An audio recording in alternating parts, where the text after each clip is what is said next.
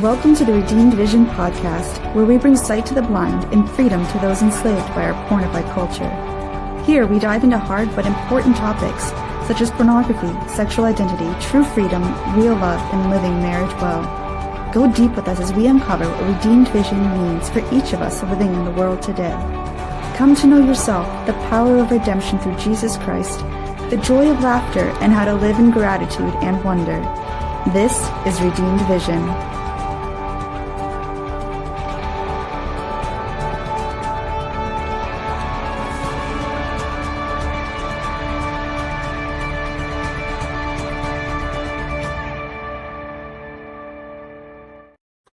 Howdy. Welcome to another edition of the Redeemed Vision podcast. I'm your host, Steve Pokorny. It is an honor to be with you. Today, we've got a really, really special guest, and I'm honored to introduce you to this person. But before we do that, a little word about our sponsors. The first one up is Voyage Comics. Voyage Comics is let's just say a great gift to the world and a gift to the church. They are bringing out beauty.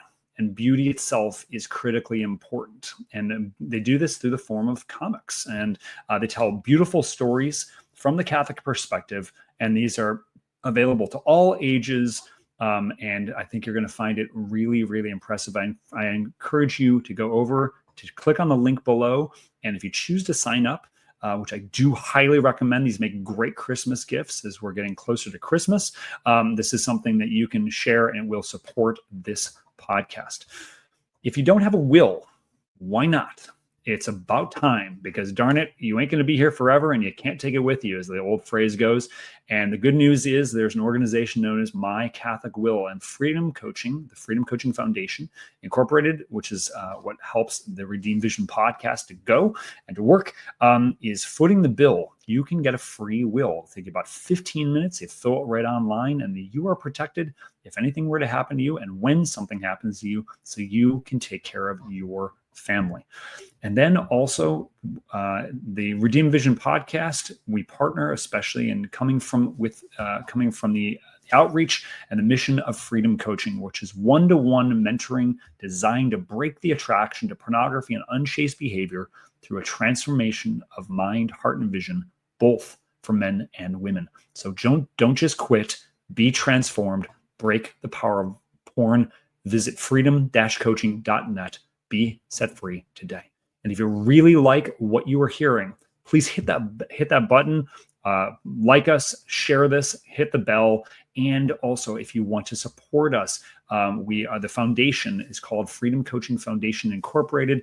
This is how we provide scholarships for those who are in need of getting free from attachments to unchaste behavior, and then also of all the different entities such as this podcast to help this to flourish.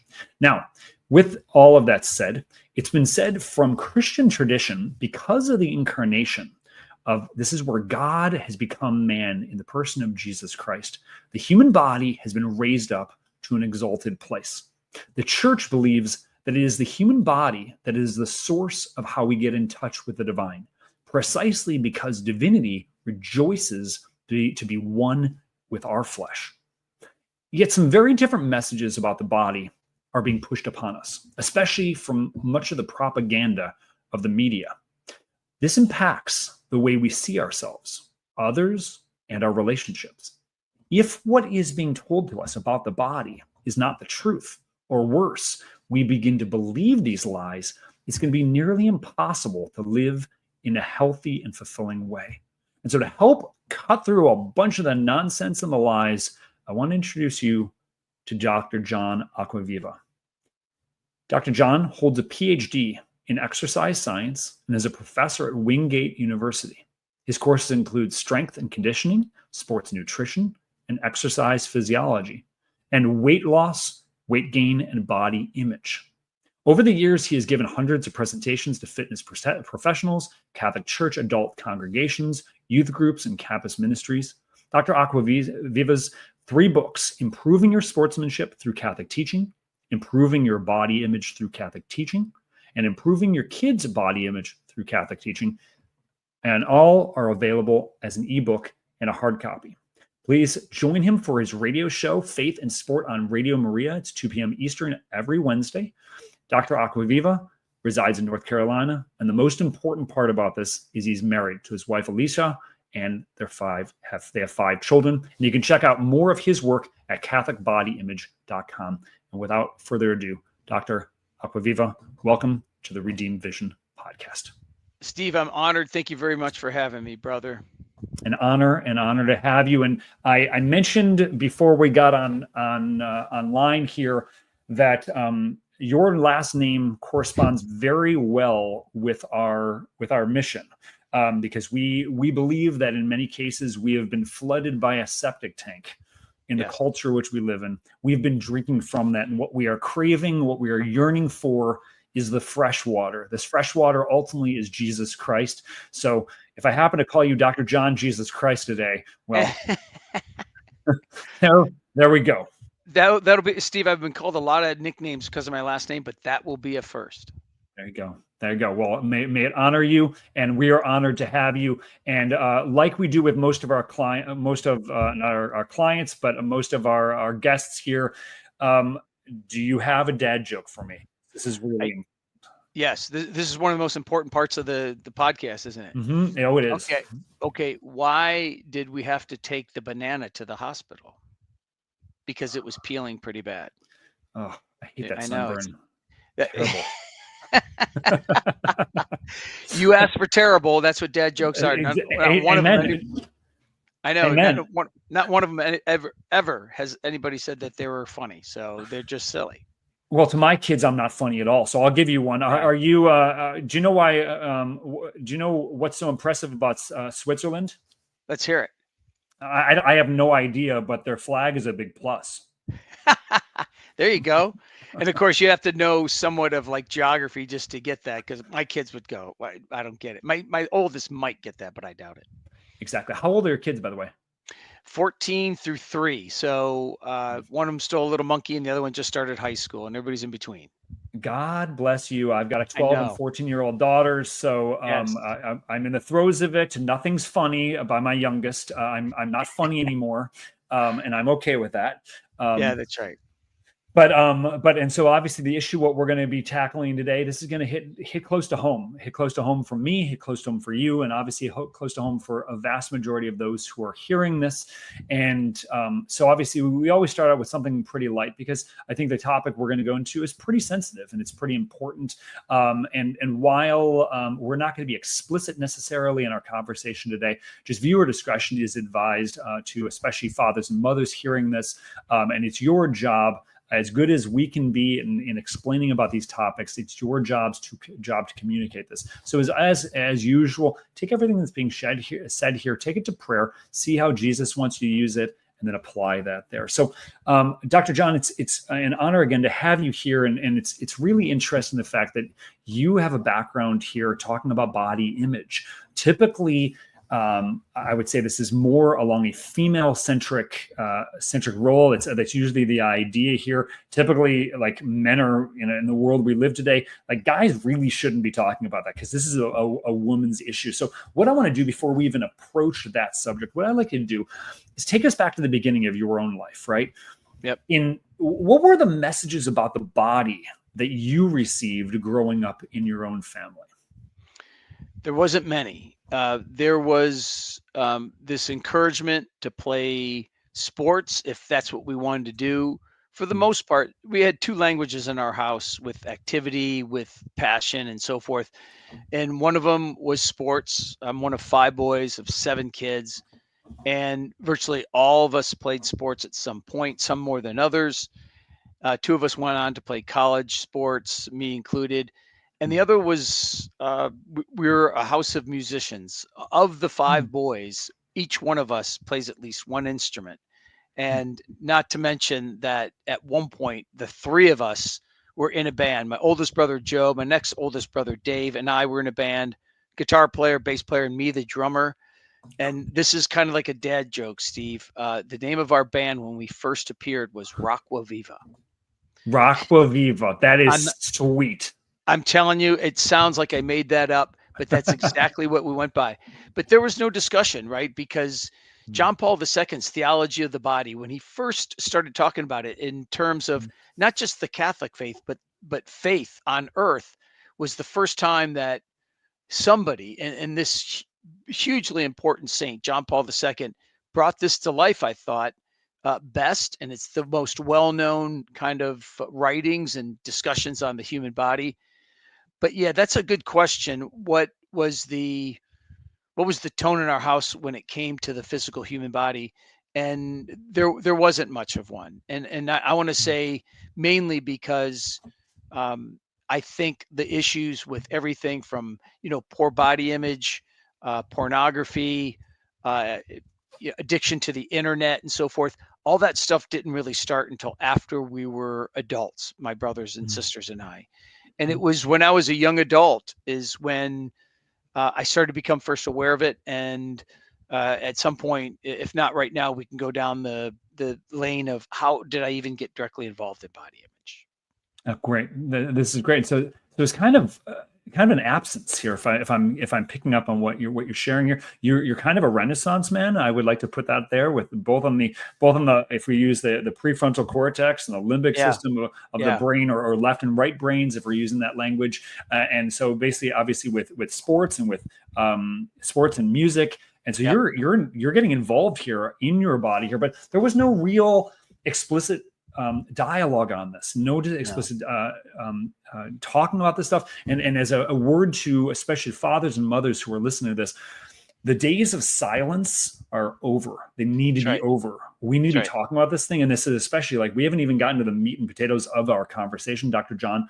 And because I think this issue of body image is of critical importance. It can't be more important because everything we do isn't through our body. So going into that and keeping this very personal here, and again, all of this is personal because you're involved with this, without glorifying sin, right? How would you say any brokenness entered into your life that impacted your view of yourself, your view of your own body, the view of others? Did any of that come into play? Is that part of your story?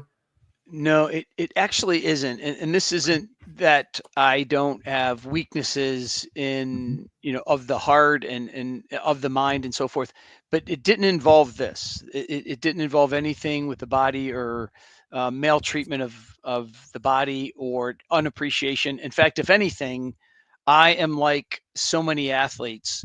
I excelled at a lot of things in high school and in college. I ended up playing a year professionally in Europe, baseball. I played rugby for a number of years. I was named an all-star and so forth. So I've been gifted with some talent, and I try to utilize that. And because of that, Steve, it's just natural when you're good at something for you to naturally not have any issues or have few issues, because it's part of what's called functional body image. In other words, the athlete, the musician, the person that does magic tricks, whatever, with their body, they tend to see their body in a more friendly light than the individual who does not necessarily participate in those things. Like, for instance, people who work out, you would think have the same level of positive body image as the people who play sports, right? Because in our culture, people tend to think of it as the same thing, right? You're working out, but there's a competition to it. But the fact is that there's a noticeable difference, researchers have found, in people's body image for those who just work out versus those who play sport. In other words, the individuals who play sport, researchers have found out that they see their own body through a different lens. They see their body as something that is functional. They see their body as something that is like a successful tool, right? It helps me score goals. It helps me put the ball in the basket. It helps me get more base hits. It helps me run fast, which got me that scholarship or whatever the case is. And that's what's called functional body image. And people who play sports, who are engaged in sport, even if they're not real good, they tend to have a better body image than the individuals who work out only, because the people who work out only, sometimes, Steve, the reason they're doing that is to look appealing to another. Fascinating. So let me ask this question then. Obviously, it wasn't stemming from brokenness, and there obviously is an interest in, because your background is health science and sports science, right? How'd you stumble into this topic? How'd you get, what was there an event in life that kind of sparked an interest? Like, I think I need to go deeper into this area. Yeah, it was really two things. One of them, and they're disjointed, but it led to the same path. And one of them was when I was a young PhD at Roanoke College. One of the things that small schools do and that they pretty much brag on, Steve, is that you can have not just advising sessions, but Roanoke College encouraged what's called intensive advising.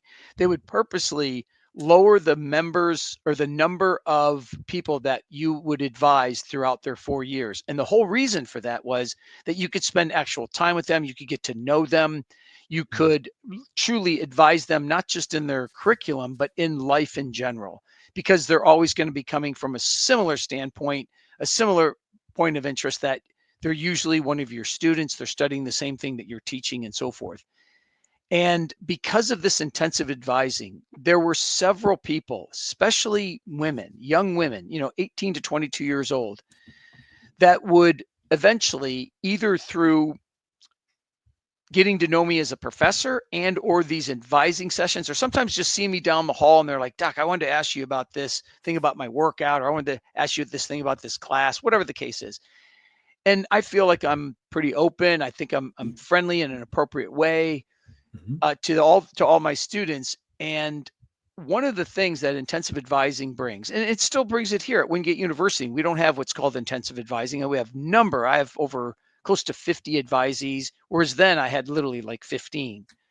And we were asked to spend literally hours each semester with each student, just in conversation. Some people do it, some people don't. But Steve, as a result of this, young women especially start to trust the individual that they're across from. Yes. And in some cases, they saw me as maybe like a young father figure, or certainly somebody that they could trust. I would have the crucifix over my shoulder, as you can see here. There's a certain level of trust that comes from that, whether it's warranted or not, right? You could have, right, whatever behind you. But because of my terminology that I would use, because of the language that I would use, I think these young people would start to trust me at the level that they could share something intimate.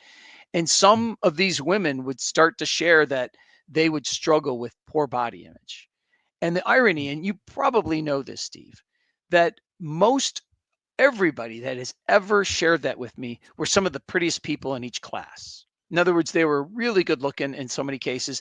They were, by all means, by all measures of society, they had a attractive body. They had a lot to give physically.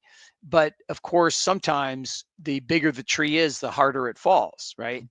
And I remember thinking I didn't really have an answer for them. I didn't really, I would just be a good listener. And I can't remember exactly what I said, Steve, but it was probably not so fulfilling to them. But the reason I felt like I helped is, as you know, sometimes they just needed somebody to listen to them. Fast forward, when I met my wife, we were not even dating at the time. I wanted to date her. She was like, listen here, old man, I'm not sure we're going to do anything here. And I was telling her about my love and passion for theology of the body by John Paul II. And she just so flippantly said, and so naturally said, you should write a book on that. And I said, what do you mean? She goes, well, your passion is obviously the human body. I mean, I teach exercise physiology, which is a course that's literally how does the body change as a result of exercise? I teach anatomy and physiology, which is literally what is the body made up of and how does that work, right? Yes. And she said, these are obviously your passions. And then you love your faith. Why not take this one small aspect of the faith, these writings, these talks that John Paul II gave in the first few years of his papacy that talked about the dignity and the importance of the physical human body. And that's what led, and I mean this literally, that week, I sat down and I wrote out the chapter titles to what turned out to be my first book, which is called Improving Your Body Through Catholic Teaching. And I just started, I thought I was so clever, Steve, because the book about women in body image I called Did Eve Think She Was Too Fat? And then the other title about men was Would Adam Have Taken Steroids? And I thought, Steve, I was so clever for saying that. And to this day, there's somewhat cleverness in those titles. But of course, the most important thing was, what did I put in there? And of course, one of the first things I put in the book is, why did I write this book? And the first thing I say is because so many people suffer from a poor body image. They see their body and they critique it. And there's this lack of gratitude, lack of appreciation. 70%. And now it depends. It's clear, Steve, that I make this point. It's around 50 to 70% of all women struggle with what's called body distortion or poor body image.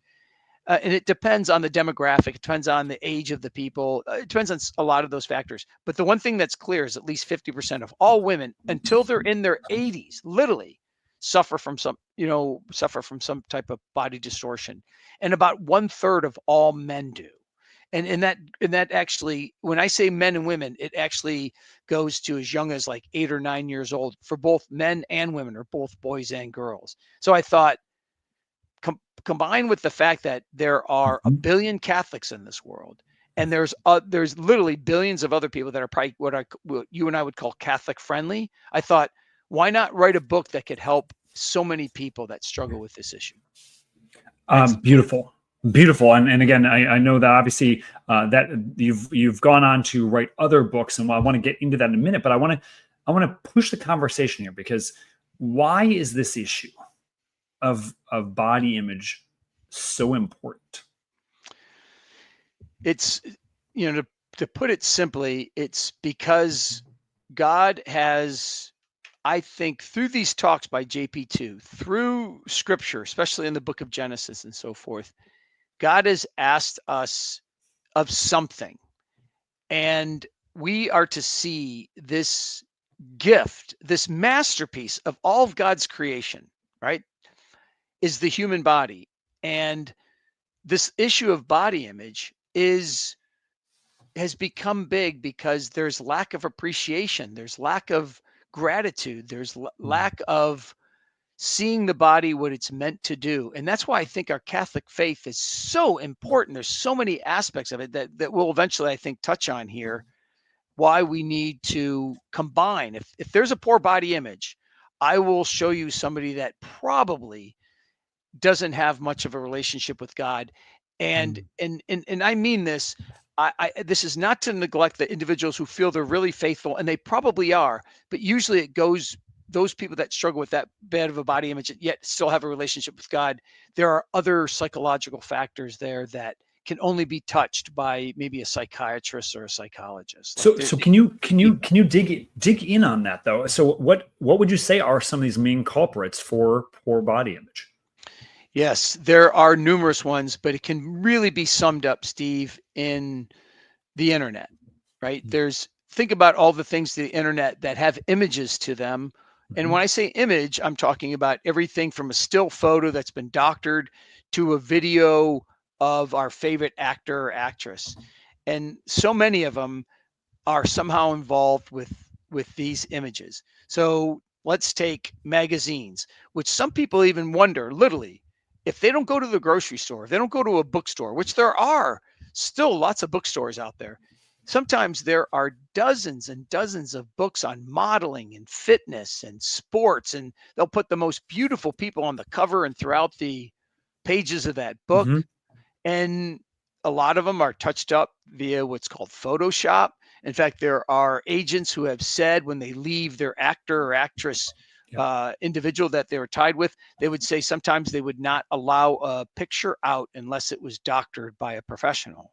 Wow. So magazines are an issue, but the internet is a big issue for the stated reasons.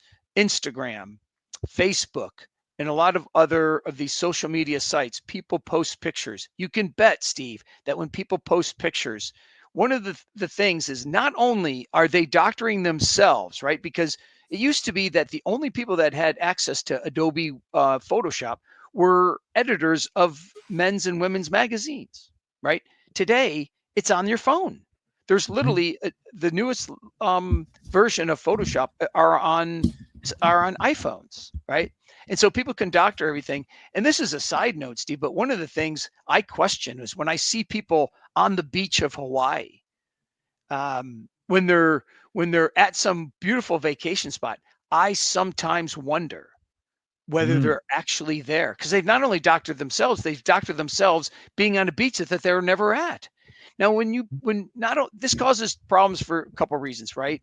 If people continue to see pictures of young, pretty, tan, defined, muscular, we tend to think of them, especially if they're smiling, Steve, especially if they're being successful in what they're doing, as happiness, right? We Yes. tend to think that. We tend to think that they're happy.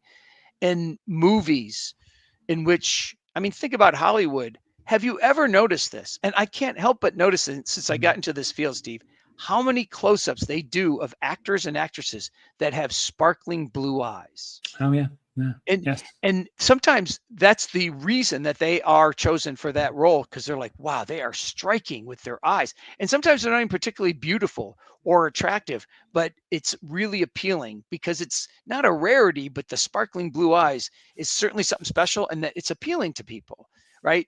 And so a combination of all those things leads to one big issue that psychologists have labeled decades ago, and that is what's called the social comparison theory. And it's stated as simply as this, Steve: the more that we look at images, videos, photographs, whatever it is, of particular attractive, young, tan, fit people, the more we tend to compare it to ourselves once we shut it off. And so if we watch something or look at something for 5 minutes, that comparison may last a few seconds. But if we are on the internet, we're watching a movie, we're doing whatever, looking at a magazine for an hour, it might be with us for a couple hours. And the whole point is this, Steve: if we compare ourselves to people in magazines and movies and Instagram and Facebook pages, we're going to lose the fight most of the time, right? We're just not going to be as attractive, as toned, as muscular, or whatever the case is, as they are. Absolutely. No, we see this all the time with what we're doing. And you're familiar with the term mirror neurons? No. So mirror neurons, and again, you may want to do a dive into this on the science part. Mirror neurons basically is how we learn. And on the positive side, and this is one of the things that we teach our clients at Freedom Coaching, is this is how we learn. So for a young boy, a 6-month-old, we'll say, John, I'm going to pick on you because you're the only one here. You're the teacher of the moment, right? You're 6 months old. You're scooting on your butt, right? You've been around mom and dad, and then realize, hey, I want to do what they do. So you, at one point, the epiphany comes. You grab a chair leg, you pull yourself up, and then mom and dad's life is over because they're wondering, is John playing in traffic right now, right? Yeah, okay. Exactly. It's how we learn. It's also how we connect emotionally, right? As I'm watching somebody, if somebody smiles at us, we smile back, or if they laugh, we're going to laugh with them. That's why it's more fun oftentimes to go in the movie theater to experience there, or to be in a stadium with all this here, picking up the emotion that's going on there. That's the positive. On the negative side is what we watch, we become.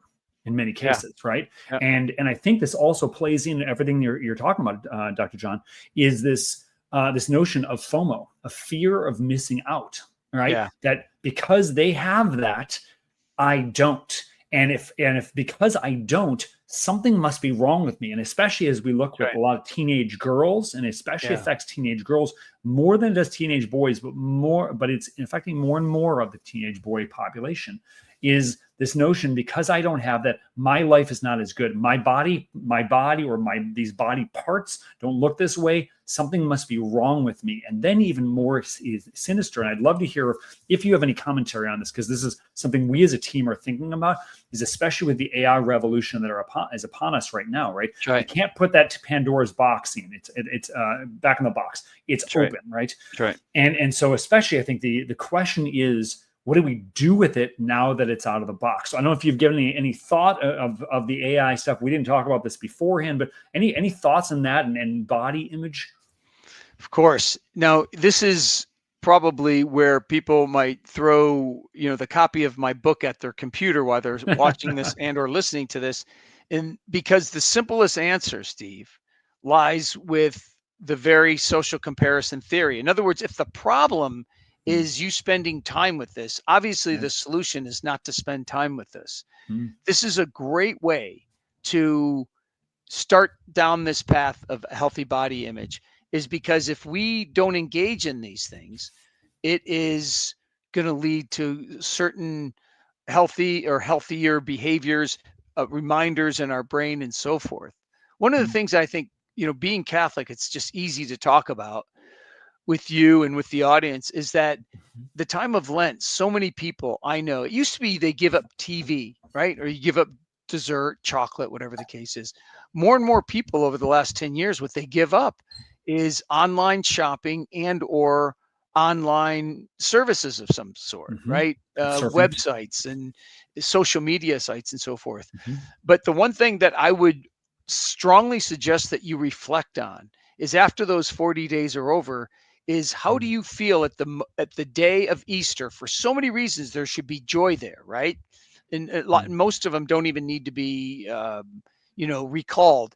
But think about the joy that you have, in part because of what you conquered over those 40 days, and compare it to how you felt about your body 40 days before.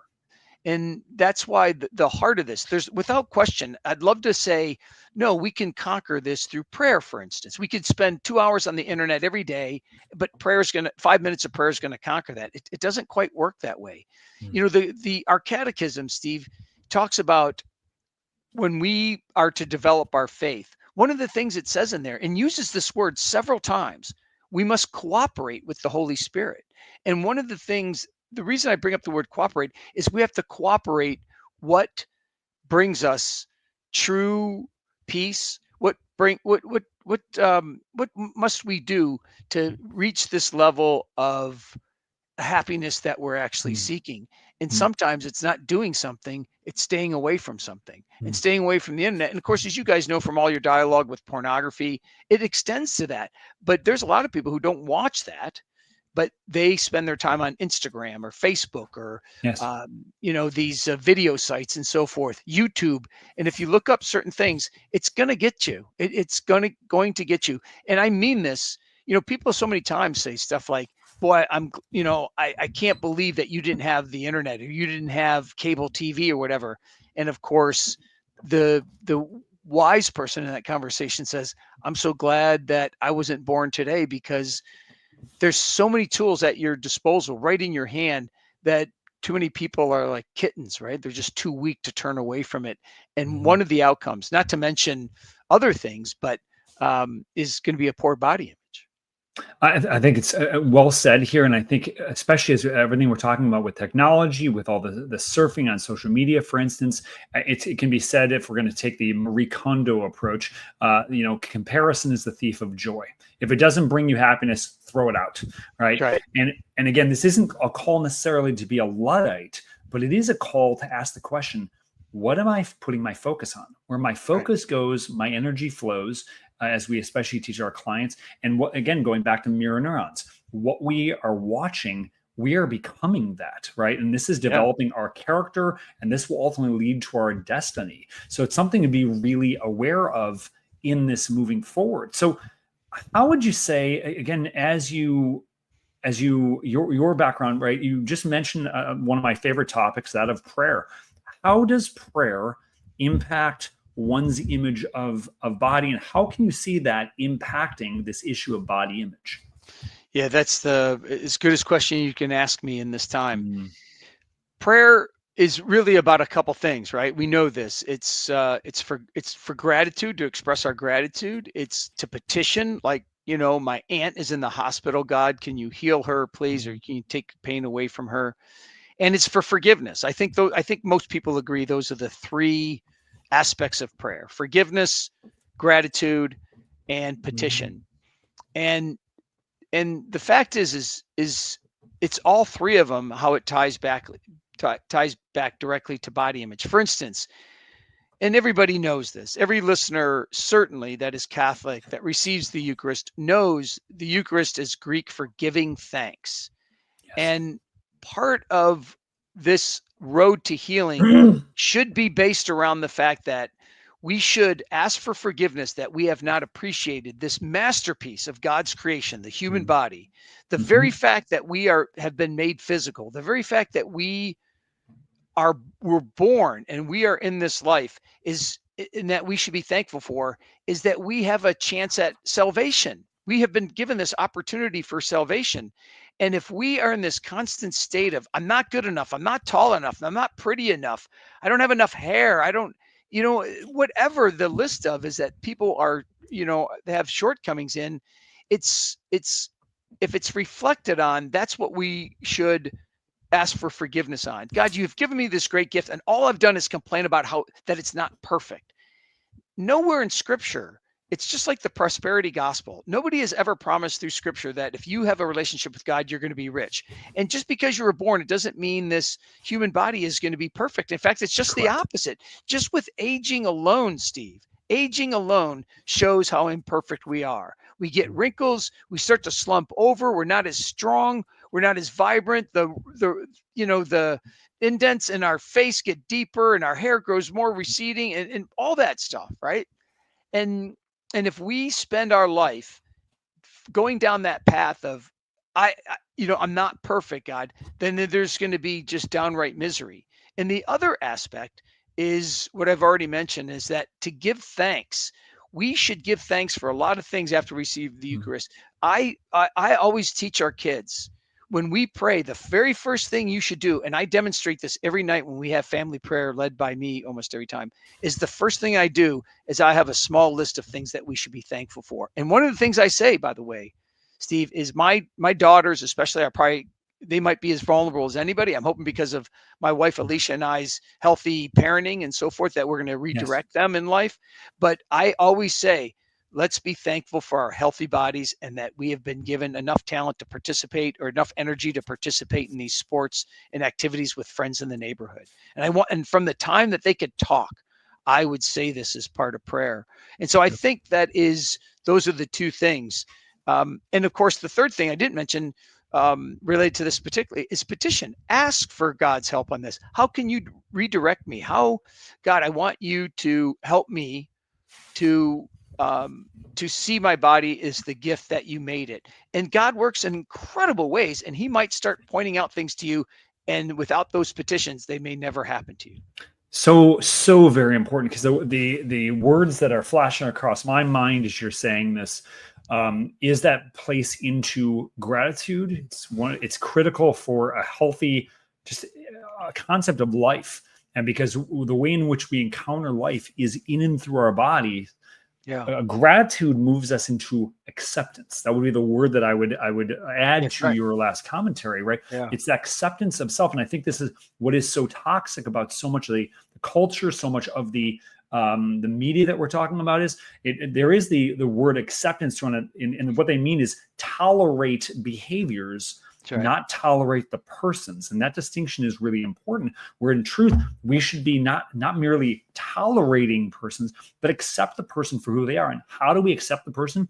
It starts in and through their body. It's the only way. I can only encounter you, Dr. John, through your body. You can only encounter me in and through my body, right? Even after, and this is the beauty of our Catholic faith, we believe after we die, in the resurrection, we will have glorified physical, tangible bodies of who we really are in that glorified state, right? So that acceptance of that in the eschaton, in the afterlife, begins now, and living that now. So moving into kind of bringing our conversation closer to a close here, in this, how can parents impact this conversation on body image? And I'll share just one of the, on the negative sides. This is one of the things we talk about in my book called Redeemed Vision, where you'll have some parents, especially moms, for instance, will make some overhand commentary because of their lack of acceptance of self. They'll say that I don't like this body part, or I have too much weight in this area, or maybe too much cellulite on my thighs, or whatever, right? That commentary, right? What? Be careful, little eyes, what you see. Be careful, little ears, what you hear. Right, as the old nursery rhyme goes. Yeah, that kind of messaging can impact, and even if it was just an offhand comment that we make, that can a child hears this, that can stick with them for a long while. So, how can parents begin to really help to educate their children in this, even if they've been themselves wounded in this area? That's right. Yeah, that's the one thing that I think a lot of parents are actually probably somewhat good at least some of them, is that they've been wounded so much by by body distortion that they can turn that and flip it around and say, what can I do? And they do probably little things, but of course, that's why I wrote that book on I wrote improving your body image through Catholic teaching for the young adult, for even the teenager. But the reason I wrote, of course, improving your kid's body image through Catholic teaching is that I know that so many parents need some assistance here. Now, there's no way I could cover what in just a few minutes that I wrote in a book. However, it's a combination of what we should do and what we should avoid. And a couple of those things I've already mentioned. What we should do, of course, is ask for gratitude, is for kind of creating this language, both in our mental state throughout the day and in our prayer life, that we are thankful that we were made, that we were embodied, and ask God the question, why was I embodied? Why wasn't I just made a spiritual being? Yes. And then reflect on that answer, and even let the Holy Spirit help you answer that. And maybe through others and through experiences, that answer will become more clear.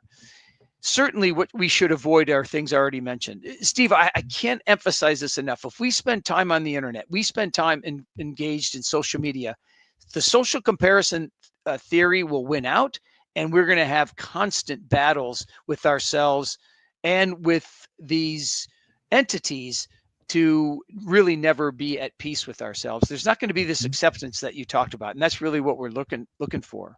And I want to extend this one way too. One of the reasons that, and truly, that so many, in the word volunteer is so many times associated, Steve, with churches, right? With Christian churches, is because we know this naturally turns things from going inward, like what's in it for me? How come I'm not better? This lack of acceptance and appreciation. And we turn it outward, like, what can I do for you? Right? And that's what volunteering is all about. You volunteer to be a tutor at the local inner city school. You volunteer at the local food kitchen. You volunteer in a number of ways. And when you do that, you start to see the world through a different lens. You start to see the world through the lens of, look what my body can do. And maybe there's a greater appreciation. And also, one of the things, Steve, is when you volunteer, you're sometimes, in fact, many times, volunteering for people who are far less advantaged than you are. They either have a physical injury or something they were born with, or they simply have run into some streak of bad luck in which they have no food, they have no place to sleep, and so forth. And we take all those things for granted, but maybe that's the opportunity to be grateful. And our kids, that's one of the gifts that we've given our kids, is once a month they volunteer specifically at this food kitchen, and we cannot get in the car and go home at least part of that road trip without talking about what they just saw and experienced, because we want them to appreciate what they have. I love it. And parents, do you hear what's happening here? Get your kids off the devices, get them into real situations. It's in the real, right? It's not wrong to watch a movie. It's not wrong to necessarily play a video game within reason, but like, our life is meant to be lived out there in and through our bodies to encounter the real. This is especially what we talk about in the Redeemed Vision podcast. This is why Dr. John, right? Why I think you're a perfect fit. Why we wanted to bring you here to have this conversation, because the way in which our seeing, as I mentioned earlier in the podcast, and I want to mention again here, seeing our bodies and the bodies of others is critical, because in seeing them, we encountered the real person, and we're in doing that, in really seeing them, we're able to love them, which is why we're here on the planet. Right? Beautiful. I love it.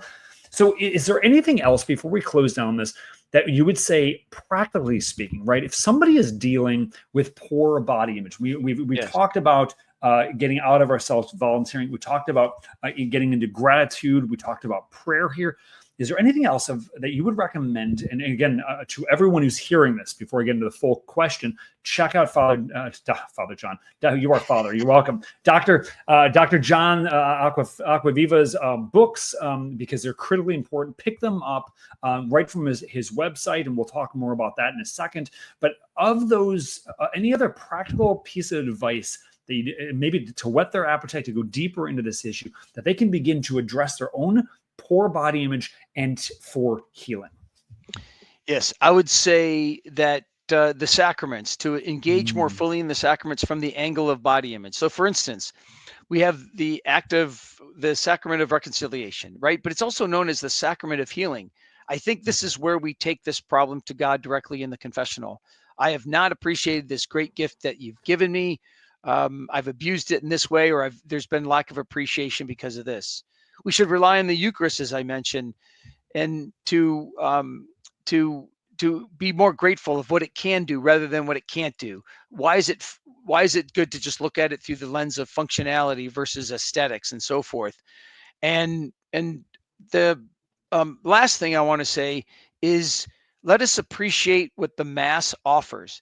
If Steve, if you were to look at a person at a Catholic Mass, especially where there's kneelers, and you were to speed that up like 5 times the regular speed, and you just had the camera on one set of people or even one person, but you sped it up right throughout the whole hour Mass, you would think that that individual is doing some form of high intensity training, right? Because they're kneeling, they're standing, they're sitting, they're kneeling, they're standing. And the fact is, everybody knows this. What is the greatest physical form of reverence? It's kneeling. And the fact that we can kneel before our Lord, at least most people can, right? This gesture of reverence, we should be thankful we can honor our God in that sense. And the way that we honor God, at least as a community, is through the Mass. And the fact that we can go through all these motions and think about what the senses do. We see the crucifix. We see the Eucharist when it's raised during the Eucharistic prayer. We kneel during the Eucharistic prayer. We smell the incense. We feel other human beings at the embracement of peace, or the sign of peace. We use our bodies through that. And once we start seeing our bodies through that lens, depreciation starts. And I think it starts to melt away at that poor body image that so many deal with. Beautifully said, connecting directly to the faith. And the only thing I would add on that piece is go to adoration. Go to where the naked Christ is exposed, and we are being called to be naked without shame spiritually, right? To be open there and to allow him to see us. We are able to bear our souls in that. There is a holy communion. And just in being in the presence, don't bring an agenda with you. I'm just here to receive. It's like going into the sun, the regular sun. If you stay in the sun long enough, your skin's going to start to change color. In a certain sense, you stay in front of the adoration, your soul is going to begin to change color, not physically necessarily, but I don't know this. I'm not sure what the color of the soul is, but within this whole thing it's going to start to change here. And that acceptance of self is going to start to come in. Why? Because we're in the presence of love. Love changes everything. And when we know that someone is seeing, knowing, and loving us, then we can see, know, and love ourselves. And then because we're built for gift, we can reciprocate this to the other. And this, my brothers and sisters, this is how we heal the world. Dr. John, an honor. What is an honor to have you here and to share just a little bit of your wisdom here. What is the best way for people to learn about your work, to get in touch with you? Yeah, there's a couple ways. One is there's a lot through CatholicBodyImage.com, my website. It has pics of my 3 books. It has a tab that you can see what I've talked on in the past, including a whole lot of talks about body image to Catholic communities and other communities. And you can also go to CatholicSpeakers.com. There's a little thing on me there. I'm one of the few dozen people that is a speaker through that organization. And so through those 2 entities, you could find out a whole lot more about what I've talked about and what I've written. Awesome. It is an honor to have you here. And as I warned you beforehand, now we're going to do something completely different. This is you have me intrigued, brother. Bring it on. Well, apparently you've never listened to the podcast, and that's a good thing, because then this will take you by storm here. Those who are fans of the podcast know what's coming, and to those who are fans of the podcast, if you've got ideas for other questions, because I drive pretty much the same kind of questions because they're always really interesting here. We call this the 12, okay? And I just ask you, kind of clear your mind as much as possible, and just off the top of your head or heart, share what comes out with these questions. So this is the 12. Are you ready? I'm ready. All right, here we go. Number 1, peanut butter, creamy or crunchy? Crunchy. 2, if you could be any Star Wars character, who would you be? I guess Luke Skywalker. Why?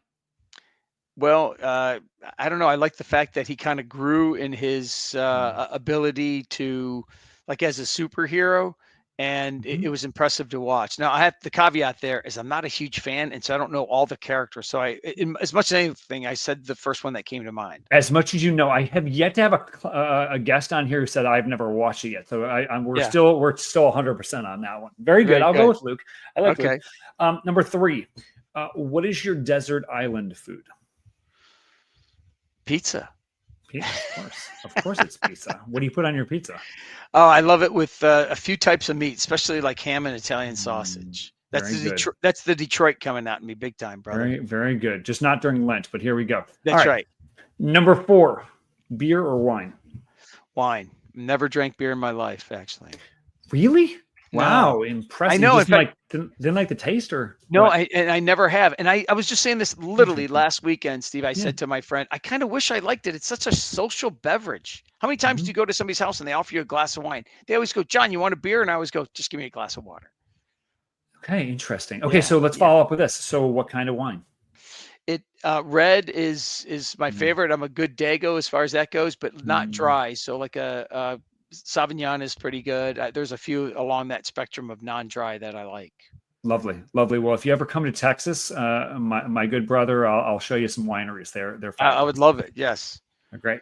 Number 5. What is the most memorable Christmas gift you received growing up? Hi-hats. You know what the hi-hats are in a drum set? No. They're yes. the ones that you hit and it goes right. And my brother Tony was very generous. He's 2 years older than me. He's the number 3 out of 7, and he was very generous. And I was in disbelief because he literally wrapped it as is. And of course, I knew what it was, but I was in such disbelief that somebody would actually give me that gift to add to my drum set, because the ones I had were not very good. And he bought me a new set. And I'll never forget how grateful I was to him. And your parents haven't forgotten to this day. Well, brother, that's one of the things. My mom said yes right away when I was 13. I said, I would like to get a drum set.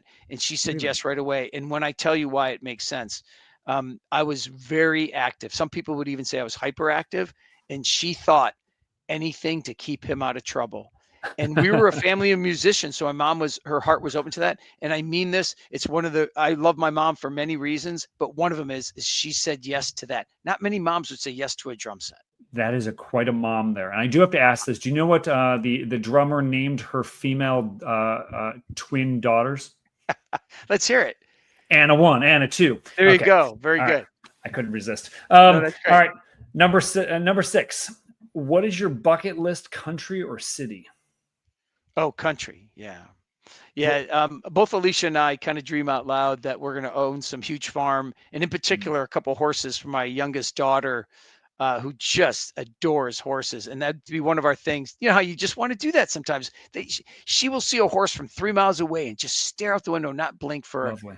Yeah. And I just go, gosh, it'd be great to have some land with some horses on it. So where would you put that? Where would that country be? If you can go anywhere and plant that farm or land, where would that be?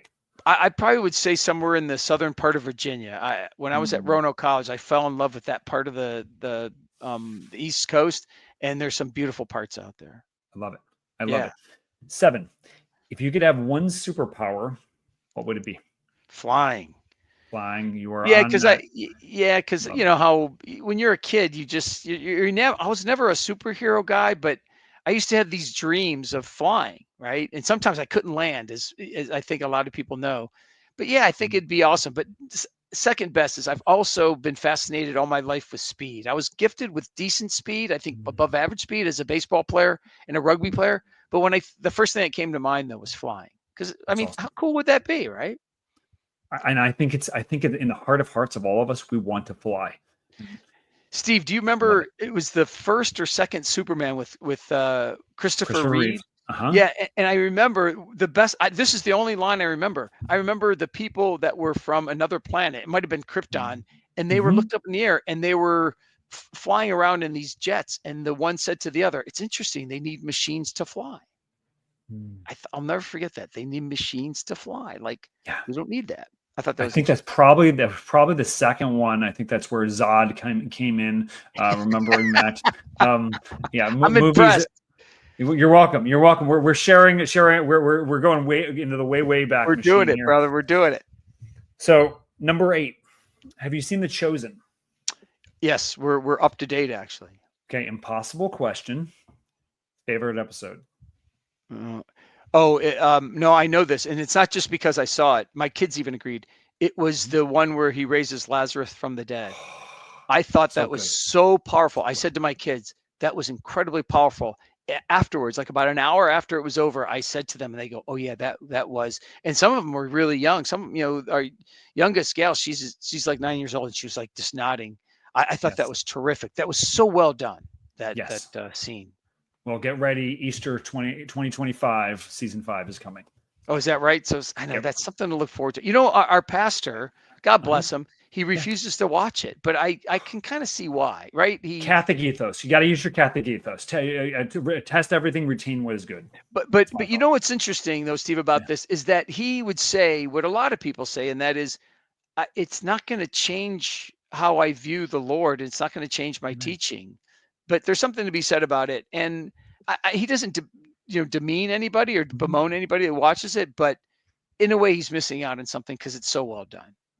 Well, let us pray for your pastor. So some people can see and some people can't, and that's okay. That's right. Number 9, speaking of seeing, if you could get everyone to see the world as you do, what would that world look like? Well, how much time do we have, brother? Go a minute. Go for it. Okay. No, the first thing would be through the Catholic lens. I think that it's a thinking man's religion. It's something that it can be learned in a few minutes, even a few hours, at least the basics, but it takes a lifetime to perfect. And even beyond a lifetime, I just think it's so rich. I just would love everybody just to see it through that lens for a little bit, even if they don't agree, just because, and I'll end with this point. So many times people think Catholicism is what it's not, right? And they just don't really understand. And I think I just love the faith so much that I think I irritate people with how excited I am, especially when I'm in non-Catholic circles. They're like, "Dude, we didn't ask you." And I go, "You didn't need to ask me. I'm going to tell you anyway about my faith." You're not Italian, are you? Yeah. I love it. And I think that's the line that comes to mind as you're talking comes from Fulton Sheen, where there's millions and millions of people on the planet who hate what they think the Catholic Church stands for. That's right. There are less than 10 people less than 100 people on the planet who hate what the church actually stands for. That's right. Right. So well said. I know of that. Yes. Very well said. Well said. Number 10, besides your name and date, what do you want written on your tombstone? Good father and husband. Yeah, Simple. that's all that would matter. There's a whole lot of stuff out there that can distract you from family life, and shame on the people who over this summer said both parties basically said that the family is not as big as part of the culture as it should be or could be. And it was just kind of a shame to even read about that, where both parties should see the family as the most, not one of the most, but the most important thing in our culture. This is the building block of civilization. If we get family right, we get it all. If we don't, we lose everything. We don't. Yeah, that's right. Very good. Number 11. And no, you can't pick John Paul II. He's off the list. And you can't pick our Blessed Mother either. One saint. Who's your favorite? Oh, John the 23rd. He was yeah, I know that was actually easy for me, because if you would have said him, then I may have struggled. But actually, I consider myself, believe it or not, a Pope connoisseur. I've read a lot about popes. I can name popes going way back, actually, and know a little bit about a lot of them. But John the 23rd, it was, I'm named John, and this is why, Steve, a lot of people my age, you're going to hear their name John, because when I was born, the president was John F. Kennedy, a Catholic, and then John the 23rd. But I read actually as much, if not more, about John the 23rd as I have about John Paul II or any other saint. So give me one quote from John the 23rd that sticks out for you. It's a funny, and it's not really all that serious.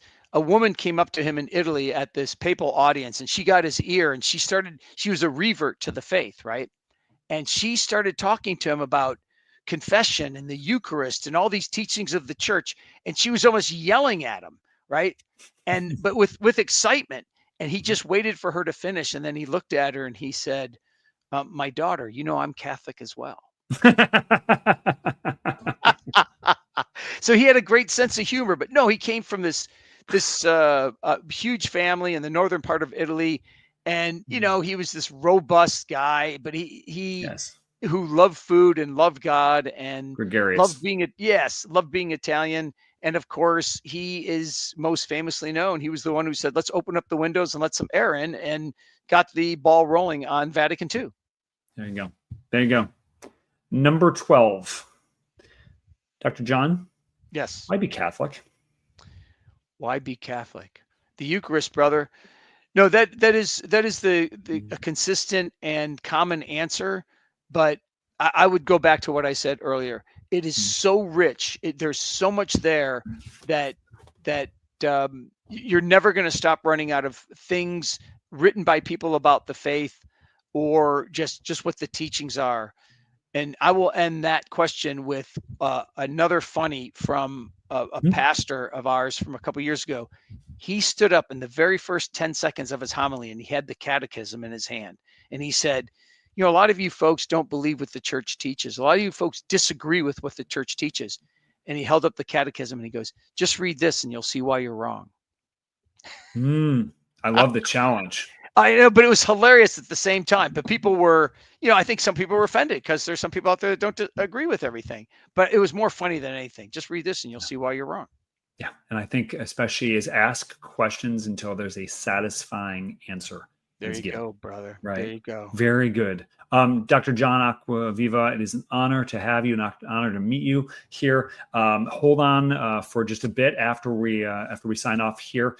But for all of you who have been present here, an honor to have you listening. And remember, it's in and through our bodies that we encounter reality. So if there's brokenness there that you're experiencing, if there's hurt there, bring this to the Lord. Let him show you who you are. And most importantly, allow him to show you who he is, because in him is the fullness of humanity. I'm Steve Pokorny. This is the Redeemed Vision podcast, where we believe that nothing is wasted. Everything is redeemable. And may everything we do give glory to the Father and the Son and the Holy Spirit, as it was in the beginning, is now, and ever shall be, world without end. Amen. Until next time, God bless.